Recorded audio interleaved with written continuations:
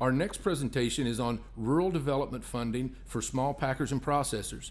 Our presenter is Mr. Billy Kerb, Cooperative and Renewable Energy Specialist for USDA Rural Development. In 1990, Billy Kerb was selected as the Texas Commercial Loan Specialist of Rural Development for the U.S. Department of Agriculture. As state specialist, Billy leads the agency's efforts to increase economic activity and improve the quality of life for rural Texans. Rural development fosters growth in home ownership, finances business development, and supports the creation of critical community and technology infrastructure. Billy has dedicated his professional career to working for agricultural and rural interests. He currently serves as the Texas Renewable Energy Coordinator with USDA Rural Development. Mr. Kerb, you can share your screen now. Are you able to see my screen? Yes, we can see it. Okay. Good morning, everyone. So I was asked to come today to kind of help to explain our agency and what programs we had available for the industry. And with USDA, as you're aware, there's many agencies that are a part of USDA, but rural development becomes the one agency that has a little bit different twist to it, in that we're not only trying to help grow agriculture, but we're really trying to help also to grow the rural communities and that agriculture helps to represent. And so that's where our name comes from in rural development. So as I start to go through the slides, let's see, get mine to page down. It was page down a while ago.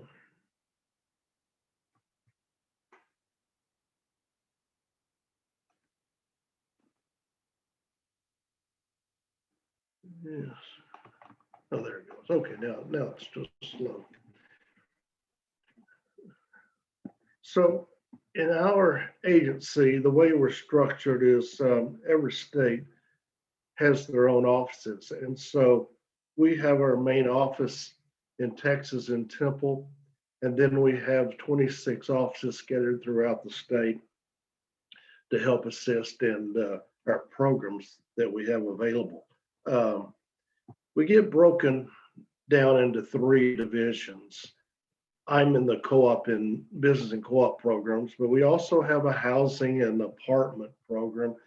And then we have a community program that helps the infrastructure of our small cities. So our mission of our agency is create and maintain employment and improve economic and environmental climate in rural communities, and booster the existing private credit structure through the guarantee and quality loans that will provide lasting community benefits. So to bring you programs that can assist the industry, that's kind of where my structure is today. And the major program that we have is a loan program that is available for business and industries that is a guarantee, which is a bank finance loan that the government is backing. So this program is a commercial loan. It's for the rural areas. So we're trying to help the commercial businesses that are in the towns that are outside of the city limits of 50,000 in population. Now, when you get up next to those larger towns, they do have an urban growth side to them. So we have a map because of the fact that we're trying to help communities that are outside of into that rural area that has been defined. Now, there has been one exception that came out in the past farm bills, that if it is a locally food industry, and the definition of a local food is that significantly, roughly 20% of the food that is flowing through that particular business, that the inventory coming in and the market of where the product's being sold is either in the state or within a 400-mile radius of that facility, is considered to be a local food industry. And when that exception is applied, then I don't have to look at the boundaries of whether or not you're inside of a metropolitan area or not. So your slaughter facility, as long as you're moving local meat into it and selling it locally, which when we say selling roughly 20% or less, 20% or more is being moved through the system, then we don't have to look at the location of where the facility's at. So we could be downtown Houston or inside the Houston city limits, San Antonio, Amarillo, wherever the location is. So as a commercial business, what you're looking at here is that you're looking at the infrastructure of your operation.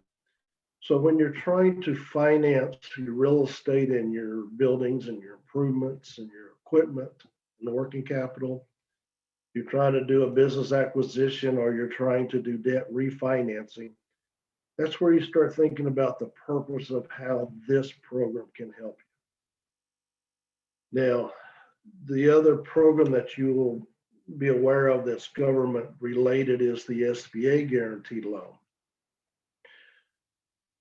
And sometimes we partner with SBA and sometimes we become a better fit than SBA due to the fact that SBA limits their loans to 5 million, where ours could go as high as 25 million. And if you're in a co-op structure, it could go as high as 40 million.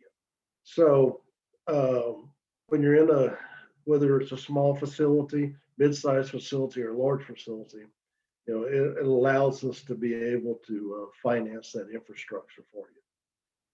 Where it helps you as the business by having a government guarantee is that, true, you're going to get interest rates that are going to be the best offered by that bank, but it's going to give you longer terms on repayment. So real estate loans could be stretched as far out as 30 years, equipment as far out as 15. And if it was truly just a working capital, it could go 7 years. And if there's a blend of all of it, then it gets a calculation of a blend of where that term is. But normally it'll move it out 10 to 15 years further than if it was without a guarantee. The only thing this program is not structured to set up for the business is if you're needing a line of credit. This program doesn't finance line of credit. So when that happens, then the business does fall back to SBA to finance the line of credit for that business. And as we talked about, the terms that can be the extension of the loan and how that is a benefit to the business itself. Before we move away from that program, under the CARE Stimulus Act, we were introduced to a new program that if the business, an existing business, needs operating money, then we can look at financing now a working capital loan only for the operating of the business, and that can be put only up to a 10-year note. And it's a bank loan that's still guaranteed, but it comes under this program, but had an exception there that you look at up to the last 3 years of what your operating cost was for the business, get an average. That's where your cap is for your potentially new loan. And then whatever you borrow can be borrowed up to that cap. And for a 10-year repayment. The other programs that we bring to the industry is roughly 15 years now. We've been into this program where we're trying to bring the electricity bill down for the commercial businesses and the farm and ranch operations. And so as we get into this program called Rural Energy for America, it has a grant and a loan component to it. And it's available for renewable energy systems and energy efficiency improvements. So we're trying to get to the point of how can we lower the electricity bill of the commercial business. One way is to make electricity or make energy, whether it's solar, whether it's wind, whether it's geothermal, is normally the most common that's throughout Texas. But in doing that, you're either putting the system in to offset the electricity that the company is using, and in some cases, companies upsize so they can sell surplus back to the electric company. And but mostly you're seeing just replacement, trying to replace your electricity bill. Now, batteries can be part of that if you was wanting to put batteries in. And some companies are kind of trying to look at how they can do that to try to avoid the surcharge of their electricity bill so that they have that electricity available on their peak performances. So when it comes to the energy efficiency, this is going to be for existing facilities when you're ready to upgrade that facility to make something more efficient. So common items are throughout the building, you're needing to change all the light fixtures. You want to go new LED lights. So that cost of that retrofit is where the programs help pay that cost. HVAC systems need to be upgraded. Your coolers,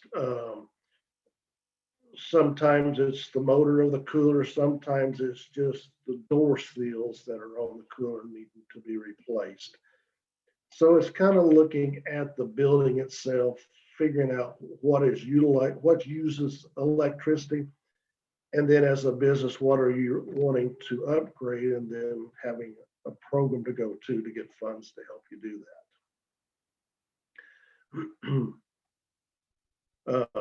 Then who's eligible?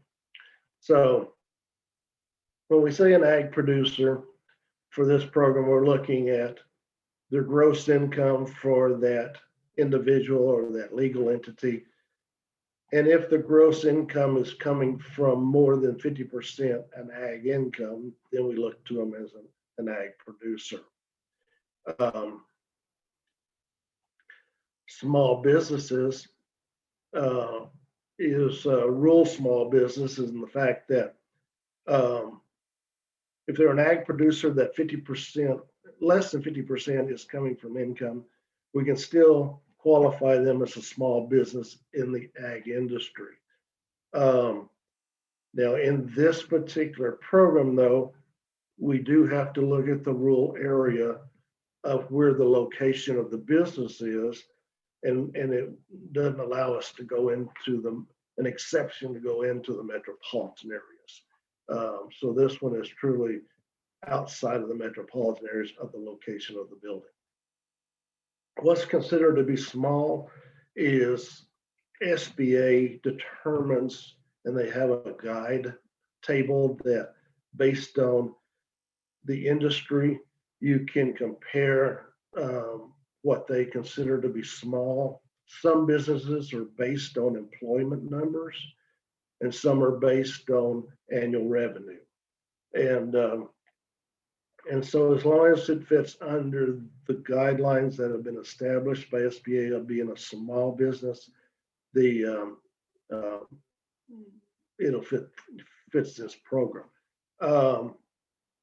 lot of times when you look, if it's an employee eligibility, it could easily be 200 to 500 employees. So it really gets into that mid-range size business is what is considered falling to small.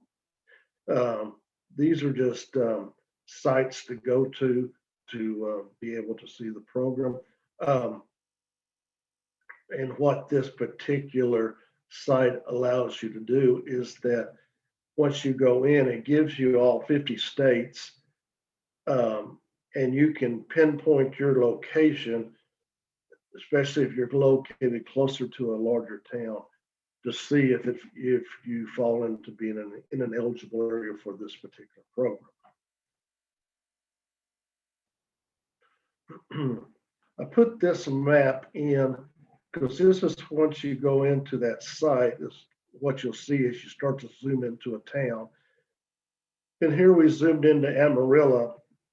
And as you see around Amarillo, there's a darker shade. In mine, it's a rose color. So this is the area that's not eligible for this particular program due to the fact that the city limits of Amarillo is over 50,000 and the urban growth area that's around Amarillo. The lines get very rigid because of the urbanization of where that falls. And it's normally determined based on pretty much where the subdivisions and the location of where people are living in that area. This map is good through is from the 2000 census. And so for 10 years, the map doesn't change. Now, when the 2010 census comes out, they'll update this map, which normally comes out around 2012. And when the map gets changed, then we'll have that new map going forward to the next census. But as you see, as you can zoom in, one side of a street is not eligible where the other side of the street is eligible. And so that's kind of the purpose of, as you get away from as you may be 5 years out from when a census is done, a city grows, but at the same time, you may assume that you're not eligible, but you could be eligible just by going in. So some of the things, the solar and the wind and the anaerobics are normally the most commonly thought of as a renewable system. But, there are other renewables that you can use this program for. And so whether you're making fuel or making energy, the program can help with the financing of those systems. And the energy efficiency, the thing that comes into play for an energy efficiency is that an energy audit or an assessment is conducted. And what the purpose of that is that you're having someone look at your past electric cost, and then with the items that are being replaced, how much electricity that's going to save you. And knowing how much that costs you to buy electricity, it gives you a calculation of how quickly on savings of electricity that you're going to have a return of investment on that upgrade of retrofitting your building. And so it's a benefit to you to know that. It lets us know as we're reviewing the paperwork how effective this is being, improvements to your particular building. So like we talked about earlier, it's just a matter of going through your building and seeing what utilizes electricity or what can help prevent the use of electricity and upgrading the building with that. So this program comes to you and it allows you to apply either through a grant or through a guaranteed loan. The grant has has deadlines that come around every 6 months. The loan, if you go after the loan, has no deadline. It can be applied at any point.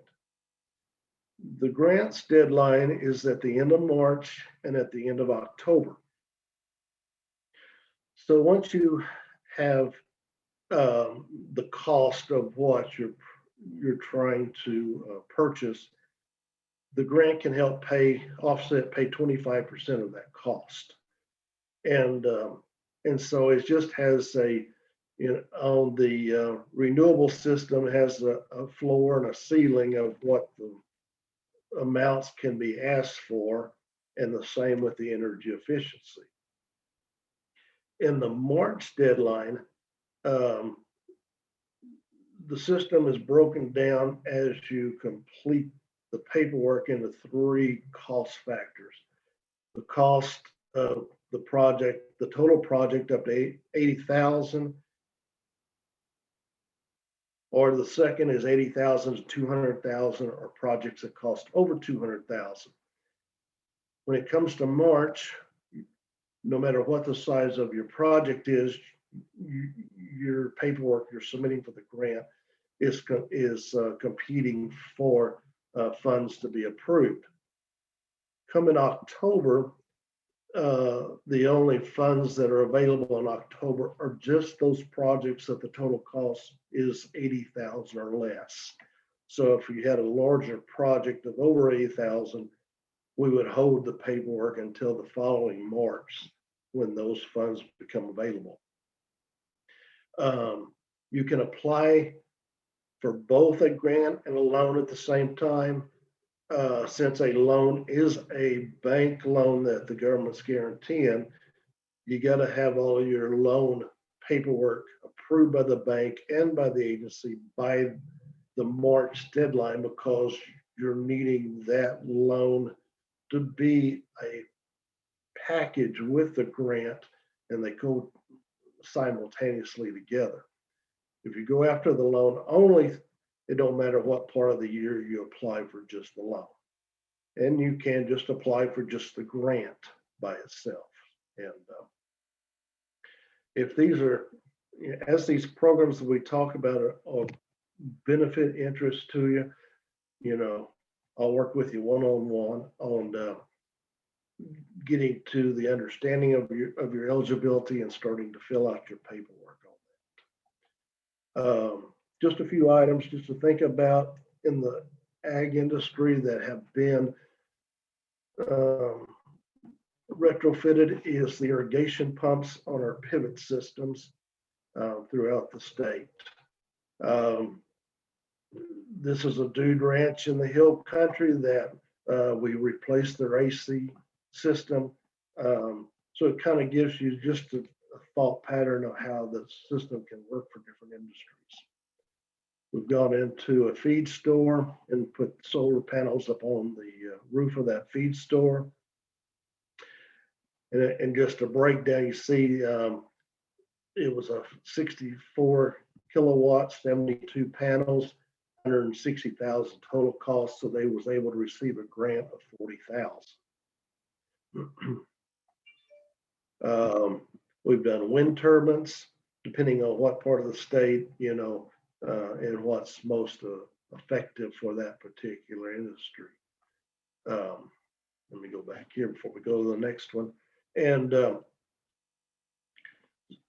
so it's in any grant, when you look at a grant, no matter what the federal grant is, there's always more requests for the funds than there is money that becomes available each year. So the way a grant is structured is that not only do you qualify for a grant, but then there's a grading system to a grant. And so once we have reviewed that you're eligible for it, you will have filled out your paperwork to that grading system, and then we will grade the grant and give it a score. We then fund the highest scores of the applications received downward until we deplete our funds. So in this particular program, Texas gets roughly $2.5 million for all the different sizes, but we'll normally see about 3.5 million in request. So um, energy efficiency normally pretty much scores high, so most of those get funded. Most smaller solar projects um, kind of score right in the mid range. Then we get into also, we're also funding solar farms throughout the state. And the thing about to make the scoring competitive is we score it as if there's no federal incentives added to the project. And so when you take away renewable energy incentives, their return on investment is several years out. So it makes them not as competitive. So normally the solar farms are the last of the projects that we're funding. The other program we have that's a grant that can benefit the industry, but it's only going to benefit a portion of the industry, and I'll go through that on who it benefits. Tell me in my time frame if I start running out of time. Value-added producer grants is one where it's made to the ag producer that after he raises his commodity, whichever it's an animal or it's a crop, is going to make a product and market that product. So in this industry, where this is going to come into play is that you may have a larger cattle ranch that is using the facility as a custom slaughter, and so they're going out for grant funds to help pay the cost of the slaughtering of their animal. As a slaughter facility, if the slaughter company actually is raising some of its own animals that are being slaughtered, then those particular animals can, under the cost of slaughtering and packaging and marketing that particular meat cut, could be eligible for this grant because you're actually taking a product that a commodity, ag commodity that's being grown and processing it and marketing it. So I know some of the industry is truly just processing other owners' products, either from the farm or from the feedlots, but there could be situations where this could be beneficial to some of the companies. You can apply, the grant pays the operating and marketing cost of the product. You can apply first to be a planning grant, which is if you need to pay for a feasibility study, a business plan, or a marketing study, you can get the grant to pay half that cost. If you are at a point that you want to go after working capital, then you can apply for working capital, and the grant can be used on a 1, 2, or 3 year period. This grant can go as high as $250,000. If you ask for $50,000 or more, then part of the application is that a business plan and a feasibility study has to be part of the application. So in doing that, that's why they offer the planning side of it, because you can get the grant to help pay part of that cost of developing those plans before you actually go after the working capital. We are starting to run a little bit short on time, so if we make a few final comments, that'd be great. Okay. This one is a 50-50 grant, so you do have to match it, but this is the last product that I have. It's not for equipment or buildings, but actually for the working capital, making the product and marketing the product. Um, and so labor, inventory, utilities, and transportation type cost. So for our agency, these are the programs we have available for the industry. So that takes me to the point that if anybody's got any questions, I'm happy to answer. All right. Well, thank you. Thank you, Billy. That was a very informative presentation. We really appreciate having you join us today. You're quite welcome. Here's my contacts. Anybody got any questions, just call me, email me. We'll go over details and help you work through that. Great. Thank you, Billy.